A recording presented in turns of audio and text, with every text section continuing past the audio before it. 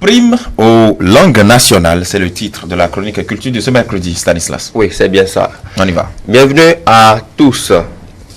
Par ici, les langues nationales sont en souffrance et il faut agir au plus tôt pour leur éviter de plonger dans un état végétatif sans précédent. Le constat est désolant tant le tableau est sombre. La gestion des langues nationales, considérées comme patrimoine linguistique, demeure encore un vœu pieux.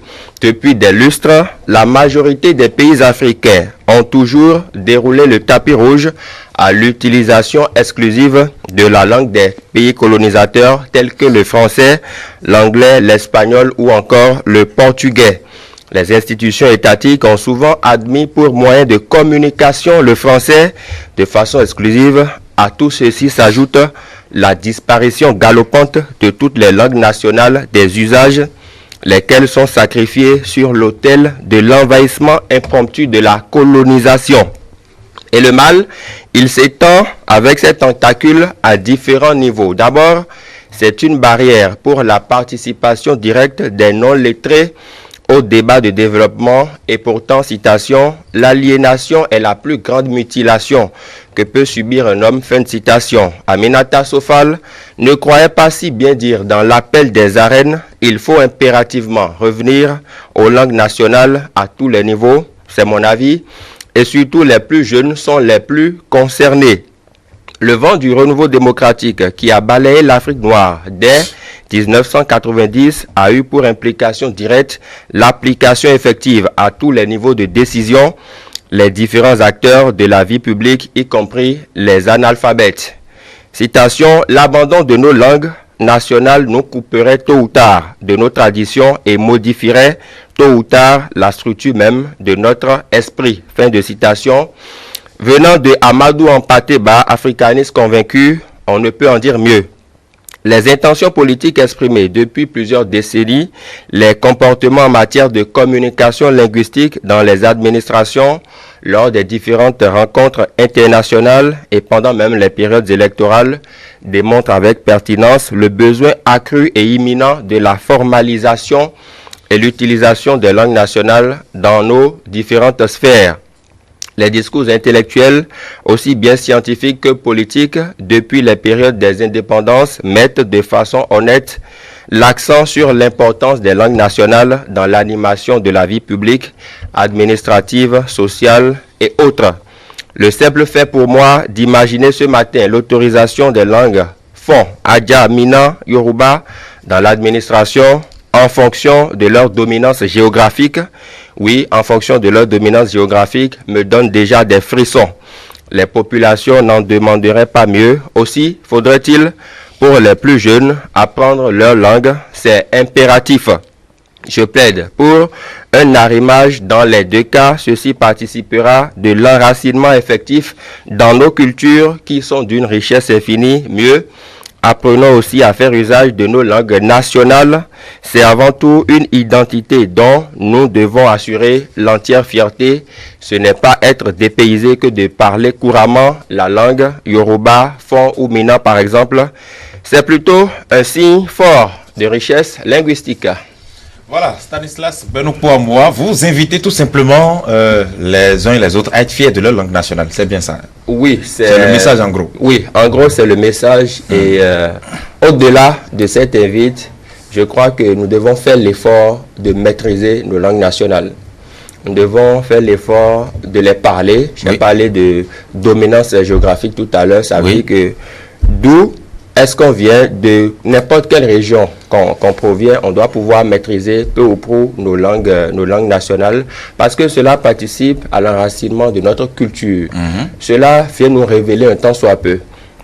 Je prends un exemple tout banal. Quand par exemple des Béninois se retrouvent aux États-Unis par exemple, et vous entendez l'autre commencer par discuter en fond. Le premier réflexe que vous avez, vous vous dites, celui-ci c'est un Béninois. Ou soit il doit quand même venir, soit du Bénin, soit du Togo.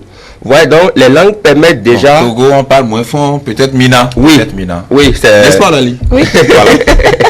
Donc c'est pour dire que cela révèle notre identité. Et on peut déjà partir de nos langues, déjà commencer par échanger ensemble, faire des projets ensemble dans un pays étranger. Oui. Donc, qu'en serait-il si nous essayions de parler nos langues à l'interne? Ça serait beau.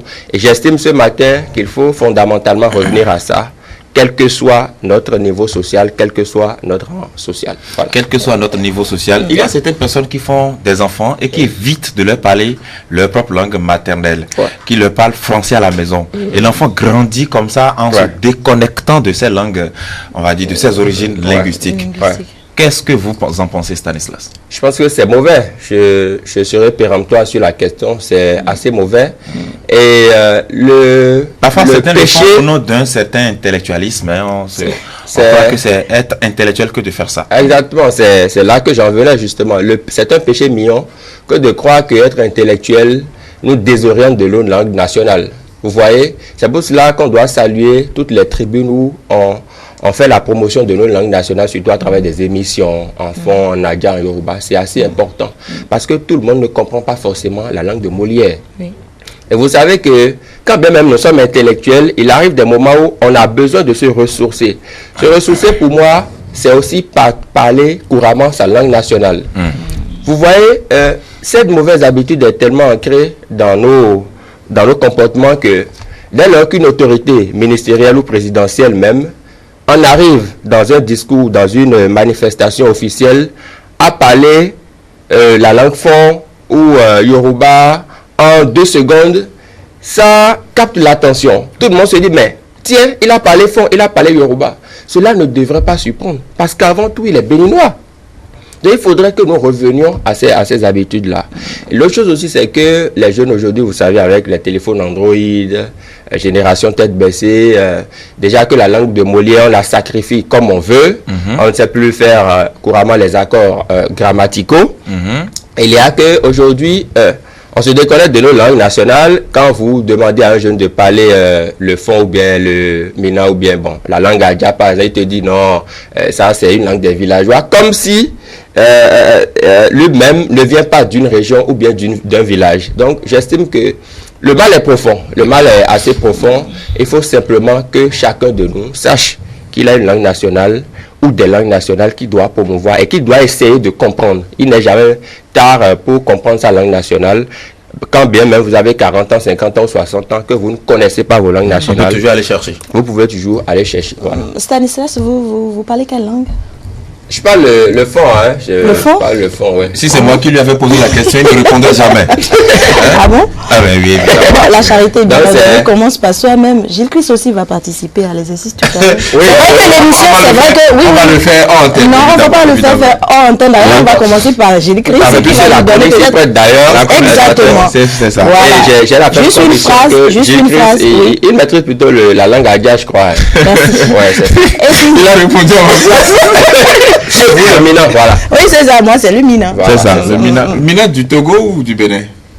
Mina c'est Mina, il n'y a pas Mina. Non, du Togo, ah bon, il n'y a pas de distinction. Mina c'est Mina. Parce qu'il y a Gain et il y a Mina. Matel explique. Bon, on va pas parler de ça, mais j'ai pris une phrase en Nadia. Bon, on va y revenir. Parce que l'émission est en français. C'est vrai que l'émission est en français. Je crois que j'entends souvent Mio Tao. Voilà, Mio Tao. Merci infiniment pour cet exercice. Prudence qui est à la caméra parle le Bariba, c'est ça? Le Bariba. Voilà.